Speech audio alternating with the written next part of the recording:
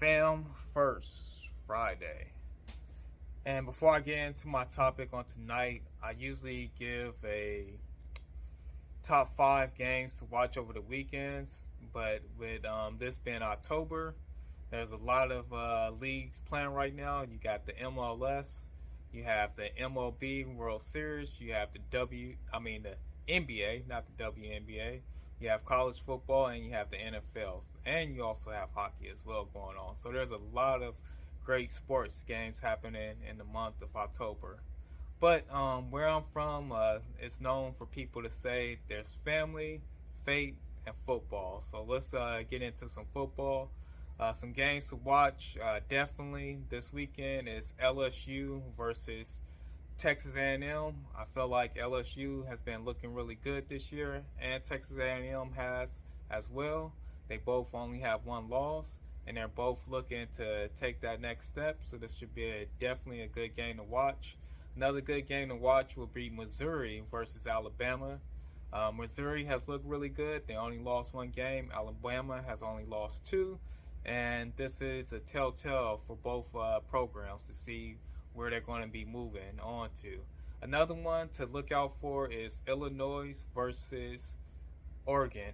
Oregon has looked really good this year. Illinois has only lost one game, and they may actually upset Oregon and show them that they need to get a little bit more respect, or Oregon may show us how good they actually are. The last one is Navy versus Notre Dame. Notre Dame has been trying to redeem their season after their first loss.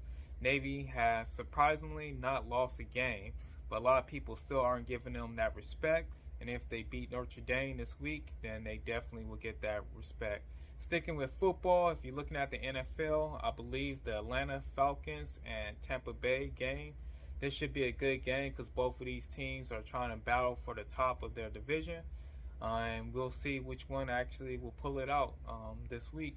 And then also another game you should look out for is Houston versus Indianapolis. That should be an actual good game as well, as both of these teams are looking to be at the top of their league. And then lastly, I would say the top two rookies coming out, Caleb Williams, and also the rookie from Washington. His name, Jaden Daniels. There you go. They will both be facing off against each other as Chicago goes against Washington. This should be a good game, and hopefully they both go out and have a good game.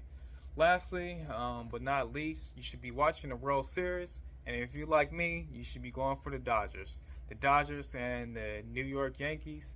This is what everybody's been waiting for. New York versus Los Angeles, East versus West. I just wish that the Dodgers will start coming out to bow down by West Side Connection. Or they could play that New York, New York by the Dog Pound and start kicking over some of those New York buildings, just like they did back in their video. Another one to actually watch is the MLS playoffs. You can watch all 4 games that they'll have this weekend.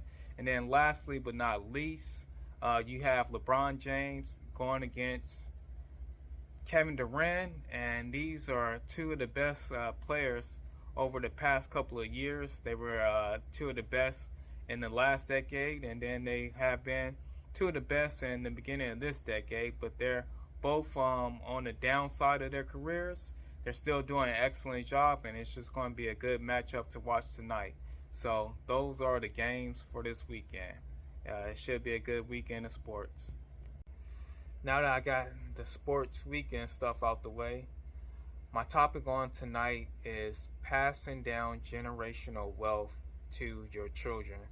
One of the big hot topics this past summer was about LeBron James and him getting his son, Bronny, signed to the Los Angeles Lakers and getting actually drafted. This was the hot topic. A lot of people felt like Bronny James shouldn't have been signed or drafted by the Lakers and that he shouldn't be on the team at this current state. But I would say that what LeBron James actually did was actually something great. This is something that a lot of millionaires, billionaires actually do all the time. They pass down generational wealth to their actual family, or they set their family up for success. And so I think by LeBron James doing this, he's actually helping his son out and he's keeping the money in his family. So it started making me ponder, what can we do for our families to pass down wealth to our kids, our children who are behind us? And some of the things that I came up with on this list is number one, having life insurance. Life insurance is a guaranteed way for those of us who don't make a whole lot of money to pass down wealth to our actual loved ones, our kids. The way that you can do this is if you have a term policy, that's the way that you can pass down and get yourself $1 million life insurance policy. But even if it's not $1 million life insurance policy, any life insurance policy that is passing down money to your family is always good. And then also too, a universal life insurance policy. This is another way that people utilize a life insurance to pay for things for their family. Now, the universal life, it may take me a minute to break that whole thing down, but basically with one of those, you can take the money out and borrow money against it so that you can use the money while you're actually living. And so a lot of people have utilized a universal life insurance policy to actually do this, to actually help their family out while they're living. And then when they pass away, then they're able to help their family out even more. So getting a life insurance policy is definitely something that you should look into. And depending on your circumstances, maybe term may work better for you, or maybe a universal life may work better for you. But then there's also other different types of life insurance policies that you can actually get. So look into all of them, because this is a way to actually pass down wealth to your family. The number two thing that you can do is by owning a home or owning property. By owning homes and owning property, this is a way that you can pass down wealth to your family, because this is something that they can use.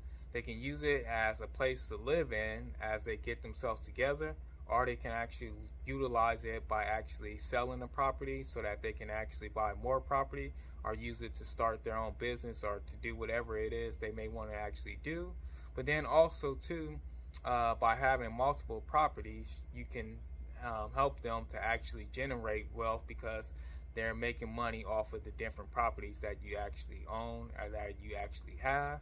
And then if all else fails, they can always use the properties as just a place to live in, or they can also use it to actually lend against and get money out to start and do something with it. But having a home and owning your own home or having properties is definitely a good way to leave generational wealth to your actual family. Last but not least is a business. A lot of people have become wealthy by their family members actually owning a business and passing the business down to them. And not only do they pass the business down to them, they pass down the business model. And then oftentimes, let's just say you have son, daughter, whatever, that doesn't quite get it, can't get right, just don't know what to do business-wise. You can always hire somebody else to actually run the business while they actually get paid a higher salary or a good salary. So then eventually when they can get right, then they can take over the business. Or if they can't get right, you can always have somebody else run the business as they actually still get paid, like I just said, and then this will actually help them out. But this has been a Film First Friday. Go to my shop and get some gear, get some t-shirts, any kind of clothing that you may need. Go ahead and shop at the website. I'll leave a link in the description. Have a nice weekend.